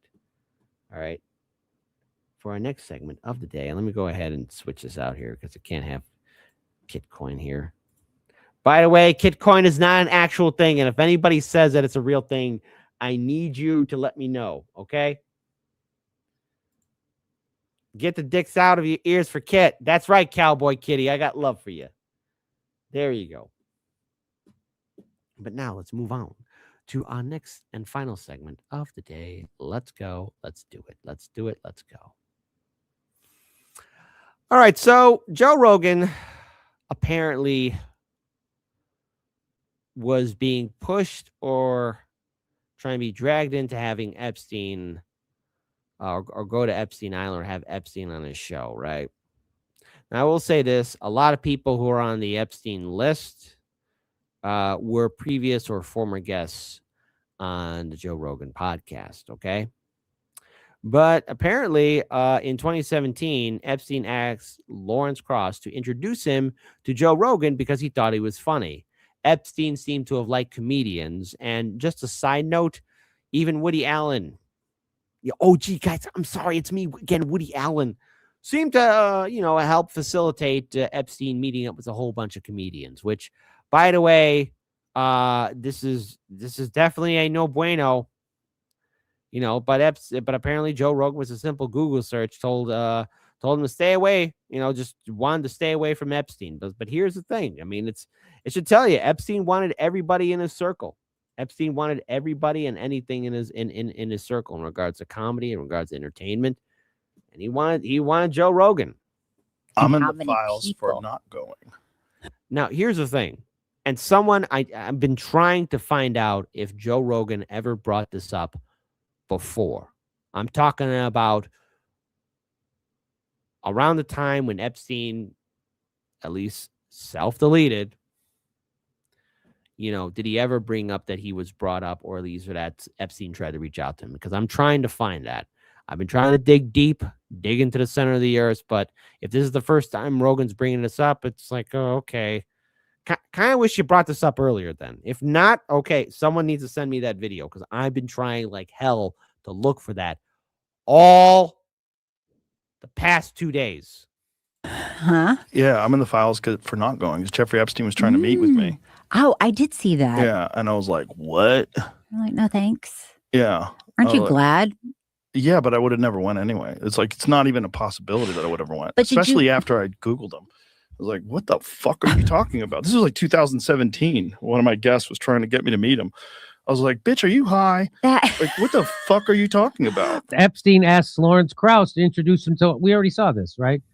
Things are hectic. So sorry for not getting back to you earlier. Sorry to hear about the upheavals, but I know that you take these things in stride. I will reach out to Rogan. I think I have his email, or at least his producer's email. He lives and works in LA. So that's him responding to Jeffrey Epstein. So this is funny because what Joe just showed me is his correspondence with Lawrence Krauss. So this is the other side of it, of what was going on. Yeah. And it was Epstein it was like some trick to try to rehab the guy. In an email between Epstein and Lawrence Krauss, Epstein states, if he wants, Rogan can have dinner with Woody Allen on Friday. Worth mentioning that this email was dated September 24th, 2017, after Krauss appeared on Joe Rogan Experiences in March. So here it is. From my friend Arnold Felkoff, my diving instructor. Right. So then he writes back, Jeffrey Epstein says, if he wants, Rogan can have dinner with Woody Allen on Friday. Oh, geez, guys, it's me, Woody Allen. Oh, man, I'm so out there all over the place. I mean, come on, man. The dude married his daughter. Come on. And I know they're not related, but still, for Christ's sakes. Woody Allen, inappropriate relations with family, whatever happened there. I mean, come on, listen. I look at anyone that's with Epstein and raise an eyebrow, and especially if it's Woody Allen. It's like, okay, stay away from me. Even as a kid, here's the thing. Here's the thing. This is why I love my family, because I can't remember when, but this was like maybe, I don't know, I might have been 7th or 8th grade, maybe starting high school. And I just remember, like, we're at a family dinner. We're all, I don't know what part of Chicago we're in. Somewhere along the line, like, movies are brought up, and then somehow Woody Allen's brought up, and then, like, the whole family is just like, ugh. Everyone collectively is just, like, grossed out by him. Like, ugh. So I love my family. And they were roasting him. It was like he's disgusting. How can he do this? That blah blah blah blah blah. That's September. So this is their email thread. What a privilege. Good. Let me see back. So, sorry about Rogan so far. He seems more timid than I would have thought. Yeah, they always think he's some like dickhead and that he's like cool with like awful people like that. They always assume because he's a dude, bros. He'll just come because it's fuck island, you know. And they're all surprised that he's not like that. So apparently, this is Rogan saying no. That was Rogan had said no. Sorry about Rogan so far. He seems more timid than I would have thought. Do you mean he means he doesn't want to go to the Epstein Island? He doesn't want to go hang out with Woody Allen and a bunch of other PDF files at Epstein Island. Joe Rogan. Yep, exactly. So, I mean, at least to the best of my knowledge, this is the first I'm hearing about,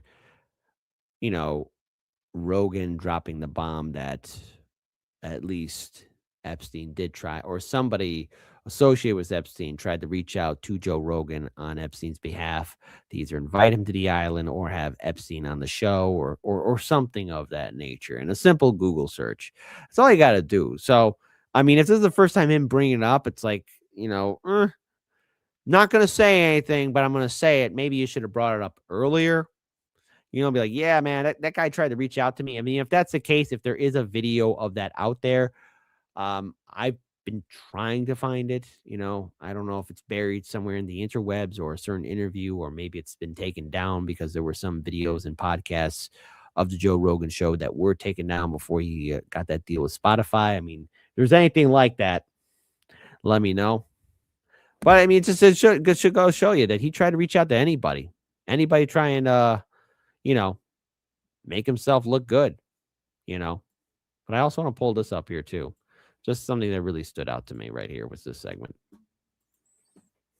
Yeah, but if that guy was not into that, if he was not into high school girls, right? Like if he was just into grown women who were sex workers and he ran the same operation exactly the same way, it could probably go on to this day. Yeah. And if everybody kept their fucking mouth shut, if all these guys, yeah. I mean, look at According to the some FBI people that today, are in the. There was nothing going on. So. Oh, FBI concluded Jeffrey Epstein wasn't running a sex trafficking ring for powerful men. File show. So there you go. Oh, there you go. Who says that? What's that source? Yeah, it's going around. I just found the place that was showing the headline. The FBI is saying we investigated ourselves and we found no wrongdoing. That was going around the internet today. Oh, today? Yeah, the AP. It's the AP reporting it. Yeah. Today. Oh, I thought that was fun. I thought that was from 2005. This is like the FBI. I was like, that's the gaslighting shit I've ever heard in my life. Whoa. What do they think is going on? Just a bunch of fun, bunch of guys hanging out. That is being fellas, having cocktails, talking about They're science. still looking into it, but they don't have any evidence. Oh, look into it. Maybe we should get Eddie Bravo on the case. I'm looking into it. That is the name of his show. Crazy. Look into it. It's so crazy. But there's probably a lot of that's gone on forever. Yeah. And it's also probably a way that they can secure business deals and make sure that people do things they want to do. They have a little something over them. They do a little bit of this, do a little bit of that. For sure. Yeah. This is what, yeah. I mean, that's what Epstein was all about, was manipulating people and, holding it over their head, getting them to do something. Allegedly. No, I don't know. At this point, I saw Dr. Nick in my live stream chat earlier say, yeah, let's get rid of the word allegedly. Because right now, man, listen, and I will never, I know for a fact, even on Rumble, you can't even show it, but there's a lot of imagery, horrific imagery of illegal activities in which Epstein partook in, okay? And I got to tiptoe around the words because, apparently YouTube took down one of my videos. It was getting a lot of views, by the way. Very angry about that. Took it down. But, you got to tiptoe around these words because the imagery is there. And there's imageries of adult men with children inappropriately. None of it looks happy. None of it is appropriate. It's disgusting. And it makes me question humanity overall and the amount of power and influence that was done to cover all of this up. So, yeah, Epstein wanted everybody. Popular podcasters, influencers. Even before his end in 2019, it's very clear that Epstein was very well aware of the power of social media and the internet, and he wanted to build those connections. If there was something that was groundbreaking, he wanted to have his association to it. So, yeah, everyone's names are in the Epstein files. Everyone's there. Everyone's there. To which I have to say again, don't put faith in these celebrities and influencers. Put faith in yourself. Don't make these people your heroes. You are your hero. It is you that can save your community. These people in their little mansions and ivory towers. Controversial statement in 3, 2, 1. They don't give a damn if you're blown away, melted away, on fire, or drowning. They don't give a damn about you. But there it is. Epstein tried to reach out to Joe Rogan. Rogan said no. Simple Google search. Which I got to say again, if Rogan really took time, like 5 minutes out of his day to do a Google search, nobody else did. Even before Google, no one decided to call up a friend like, hey, you hear about this guy Epstein? No one bothered. You want to know why? As soon as Epstein reached out, they all flew like flies to crap. Hey, this story will only get bigger. Lawrence Fine. I want you to be wrong. But like Ian Malcolm in Jurassic Park said, I hate it when I'm right. And buddy, yeah, I agree with you. Yeah, this story's only going to expand and get blown bigger and bigger. That being said, hold on. Kit, all my heroes were unalived by people others look up to. At this point, the villains are looking more like heroes compared to our politicians.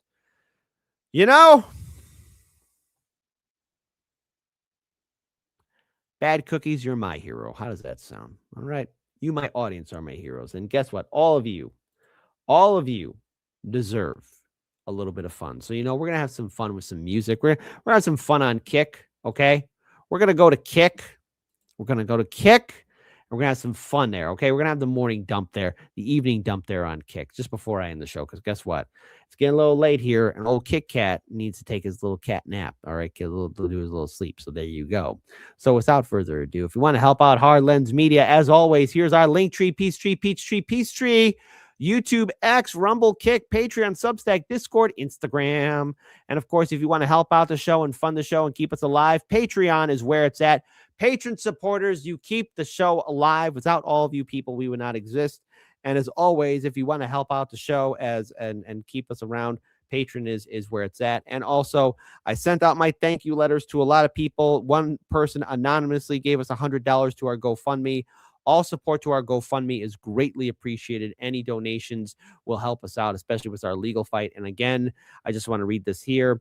Hard Lens Media is very thankful to everyone for their financial support given to our GoFundMe. We are grateful for your emotional support, being with us as viewers and patrons. The update on Hard Lens Media's lawsuit is that we're still in litigation, and it's a nightmare. The emotional strain has definitely taken its toll on our families and on us. Financing these lawsuits is a hellish burden. But it's important to understand that Hard Lens Media has integrity and good work ethic. All monies from Hard Lens Media, we have not drawn salaries. Our GoFundMe, personal income, I'm personally working 3 jobs, have gone to funding our legal help. Our personal sacrifices have left scars. We humbly ask you for monetary help with all sincerity and respect. Thank you. P.S. Prayers and support. If you got a hotline to the boss man upstairs, any help is greatly appreciated. Hard Lens Media needs all the help it can get. So thank you again to everyone that's been donating and supporting us. So now, folks, guess what? We're going to go to Kick. We're going to have some fun there on Kick. We're going to have some fun music. And not to mention a motivational penguin. So as always, I'll see you guys soon. I'll see you to Kick. Take your asses to Kick. Let me make sure we didn't get any Rumble rants. Did we get Rumble rants? No, no more Rumble rants. We did get super chats here. Hold on. Super chats, super chats. Hold on. Michael Ewan, you tipped $2. Thank you so much. Roger Meadows, $10. I think I read this. Roger Meadows tipped $2. Time we 17th Amendment. The U.S. Attorney General must be independent. Absolutely. Marvin Vargas tipped $1.99. Kid, have Liz Crockett on. Called out the PDF years ago. I will do that. And this one's very important. Hold on. Wait, everyone, don't go. Natalie's final court date is February 20th. Let me make sure what day that is. All right, that's a Friday. All right.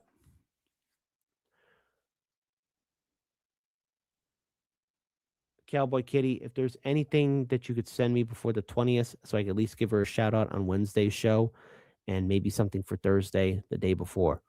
February 20th is the day before my birthday. So I will pray for her. And I encourage everyone to stand in solidarity with Cowboy Kitty. Cowboy Kitty, if there's anything we can do right now, anything for positivity and support, let us know. But please tell your sister-in-law that she is not alone and that Hard Lens Media stands in solidarity with her, as does our entire audience. So, I like to joke around with you guys, but as a favor for me, mandatory in the chat, put in the 4 alligators for Cowboy Kitty's sister-in-law. May she come home. That's all I want. I want her to come home. We all should. Thank you for the $2 super chat, buddy. All right, where are my gators at? Our gators are beautiful.